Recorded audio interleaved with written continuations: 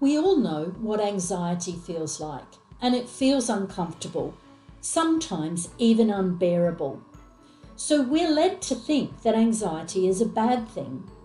But anxiety serves an important function, and that is to avoid danger.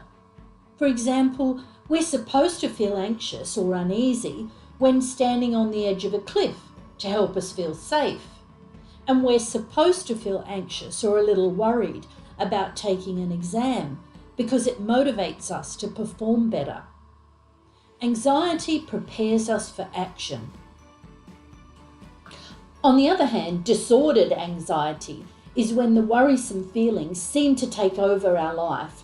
Disordered anxiety makes us fearful and want to avoid certain situations, and the harder we try and make it go away, the stronger it gets. Disordered anxiety is when one of two things happen. First, when we think and feel in danger when in fact we're safe. And that could be irrational thoughts of danger, like I'm going to make a fool of myself, or feelings of danger, physical sensations like a racing heart or even panic. And second, when anxiety interferes with our daily functioning. So we might feel sick and start to avoid or refuse to go to school or work. Mental health problems such as anxiety have a devastating personal impact on more than 1 in 5 Australians, and the associated costs to the national economy have been estimated to be in excess of $40 billion per annum. Most alarming are the prevalence rates for childhood anxiety, in that 7% of Australian children have a diagnosed anxiety disorder. Combine that with recent research that has shown us the median age onset for anxiety as being 11 years old, it's no surprises that the call to action for childhood anxiety is for early interventions. Let's have a look at some examples. Cora is 11. What happens when her mother finds that her daughter is unable to make a class presentation because she's so nervous? Rico is only 8. What happens when his father reports that his son is refusing to go to school because he hasn't got any friends, he's avoidant and anxious? Students like Cora and Rico are usually referred to psychological services or community groups. While such interventions provide excellent support, these services are stretched to the limit. Interventions for childhood anxiety are typically expensive to administer, with one-on-one therapy from a trained professional, exacerbated by long waiting times and limited access to providers in the public health system. A recent survey showed that 44% of Australian children are not getting the treatment they need. So the job of researchers like myself is to develop innovative, cost-effective and easily accessible early interventions. My research focuses on the relationship between anxiety and our ability to store and use information in our working memory, to shift our attention within or between two tasks, make decisions, problem solve, etc. And when I explain what I do to people outside my field, I say that I use cognitive neuroscience to inform treatments for clinical problems. Let me give you some background. I started my research interest in anxiety about a decade ago, conducting lab-based studies examining differences in task performance under stressful or anxiety-provoking situations. For example, I asked people to complete a variety of computerized cognitive tasks. Half the volunteers were placed in an experimental high-stress condition, and the other half performed under no stress.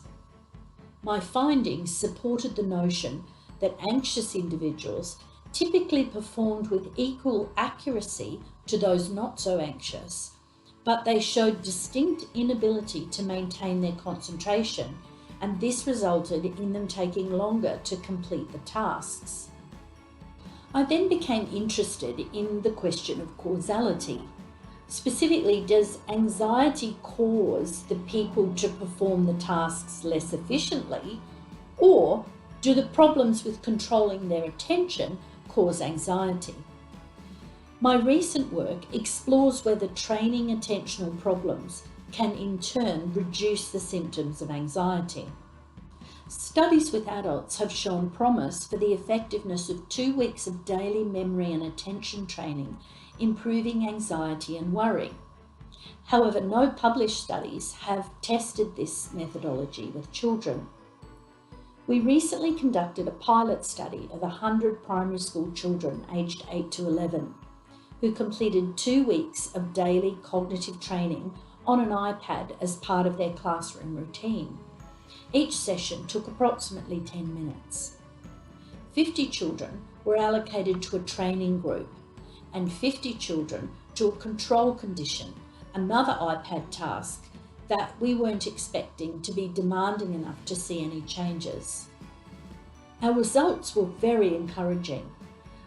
We noticed a significant reduction in anxiety from before training to after training, and it was sustained at the 1-month follow-up.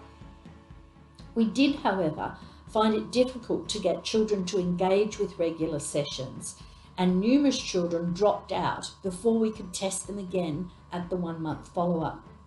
Therefore, we need to run more studies before we can claim the effectiveness of this type of intervention. We plan to run a large-scale study to investigate whether daily training as part of school routine using a gamified task could improve attention and memory and thereby reduce symptoms of anxiety in Australian children. Importantly, this novel approach could be providing a cost-effective, easy to implement and readily accessible solution to the treatment of childhood anxiety. Right now, tensions for Queensland families schooling from home are at an all-time high. It is not possible to remove all of the uncertainty, but we can take the opportunities to reinforce the things which are definite and the things we have control over. Now more than ever is a time to remind your child how much you love them and want them to be safe and well. Take time to share a story about something you found difficult and how you overcame it, like learning an instrument or speaking in front of an audience. Then ask your child to think of a time they overcame something and talk about how doing something for the first time can be tough. By demonstrating to your child that they already have what it takes to be resilient in the tough times, you can build their confidence, create hope, and reduce fear. Handing over some of the control to your child within reason is not always a bad thing either. Making a list of activities for the day and allowing your child to choose might be a lifesaver for the avoidant or refusing child. If you need professional help, there is some close at hand. Emerging Minds and Kids Helpline have some excellent resources for parents and for children themselves. So reach out or follow them on social media.